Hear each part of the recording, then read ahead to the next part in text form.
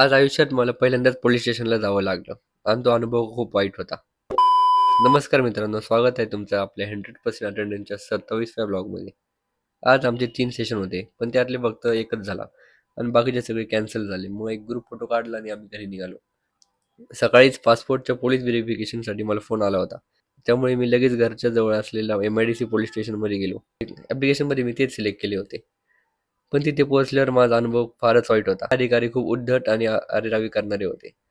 काय झालं ते सविस्तर सांगतो. पहिल्यांदाच पोलीस स्टेशनमध्ये गेल्यामुळे मी थोडा गोंधळलो होतो. कोणाला विचारायचं, कुठे जायचं हे कळत नव्हतं. विचारत मी पासपोर्ट व्हेरिफिकेशन रूमपाशी पोहोचलो. आत न जाता बाहेरूनच विचारलं, "सर, व्हेरिफिकेशन करायचं होतं." तर ते रागाने म्हणले, "हे बसलेत ना काका? त्यांना बाहेर घालवतो आणि तुला घेतो. सांग त्यांना उठायला." ठीक आहे, सॉरी म्हणून मी बाहेर बसलो. ते थांबा थोडं असंही बोलू शकले असते, पण जाऊ दे, मी दुर्लक्ष केलं. असतो काही काहींना पोलीस असल्याचा माज. नंतर माझा नंबर आला. मी त्यांना माझे सगळे ओरिजिनल आणि झेरॉक्स डॉक्युमेंट दिले. मग त्यांनी, "तुझं शिक्षण काय झाले?" असं विचारलं. मी MBA करतोय असं सांगितलं. तर ते लगेच म्हणाले, "तुमच्या आजकालच्या मुलांना काहीच अक्कल नाही."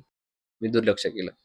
कसंही करून सगळे डॉक्युमेंट दाखवून मी तिथून सुटका करून घेतली. सगळ्या ब्लॉग बघणाऱ्या मित्रांना सांगू इच्छितो की पासपोर्ट व्हेरिफिकेशनसाठी MIDC भोसरी पोलीस स्टेशन कधीच निवडू नका. तिथले अधिकारी फारच उद्धट आणि आरेरावी करणारे आहेत. पिंपरी चिंचवडमधले दुसरे कोणतेही पोलीस स्टेशन निवडा.